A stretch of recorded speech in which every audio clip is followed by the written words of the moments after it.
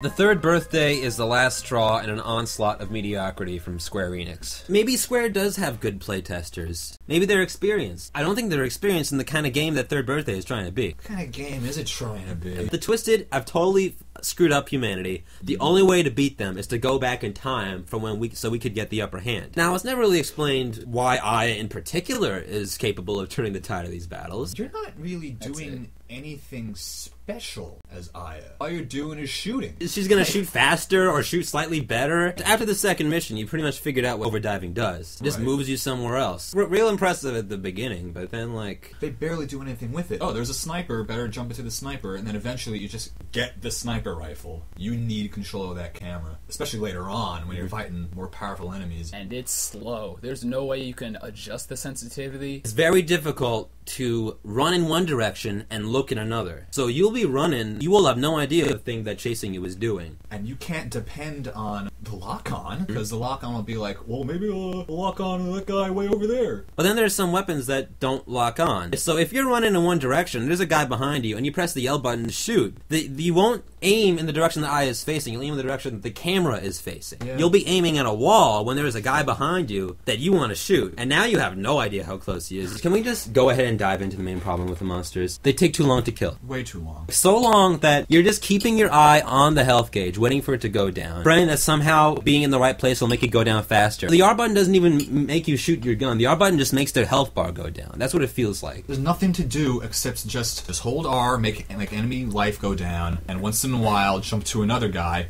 where you do the same damn thing. Like how long can you stand to just keep shooting at this guy? They're not even attacking you. Most enemies just sit there and just like, do their thing. They just like pulsate and regain their strength. That's all it is. You're just hitting like a turtle. Yeah, that's in its shell over and over and over. And it's not even like Mario Turtle. You're not like... It's not like fun. You can't do anything with the shell. Right.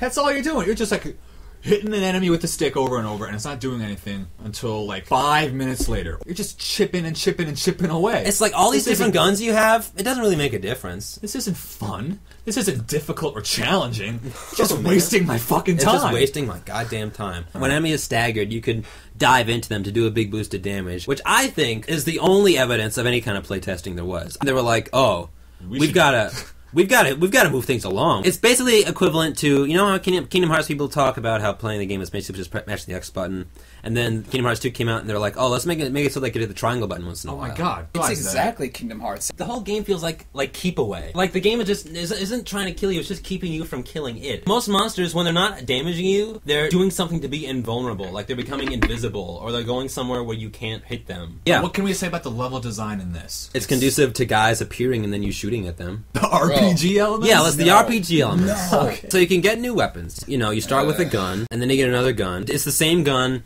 different letters on it. Guns have several stats that aren't explained to you right away, or at all, actually. Accessories and customizations don't really change the way that you use your gun. You could have added something different to do, a way to change the way you play the game, but there isn't. You could change Aya's DNA to grant her certain abilities. You get this by getting chips from certain enemies, and then you set the chips on a 3x3 grid. Depending on how they combine or lay over each other, you get new abilities. When you put a chip over a chip, it mutates into a different ability, but each time you do it, there's a different chance of a different ability with a different strength. There's actually a button dedicated to cycling through all these options until you get the one you want, instead of just giving you the best possible one. It's a waste of goddamn time. It's on top of the waste of time it actually is in the menu to cycle through all the abilities that you possibly could get. There's no rhyme or reason. You can't tell how to get the ability that you want. Just give us a drop-down menu. They ultimately don't really matter. Yeah, basically you could like get an ability that boosts your attack, but only after you like already kill a guy. So there's like a chance that if you kill one guy, your attack will boost and you could kill another guy faster. But like say that happens when there's no one around. Or like it's the same thing with a boost in defense. If you can't plan when your defense is gonna go up, how can you take calculated risks? Oh damn, my defense is up. I guess I'll run out into the open and act like an idiot. Like you either weren't already doing that already, or that doesn't actually change the way you're gonna play. Any opportunity that they could have given you something other to do and lock onto an enemy and press the R button, they did not. They made sure that all you had to do was lock on and press the R button.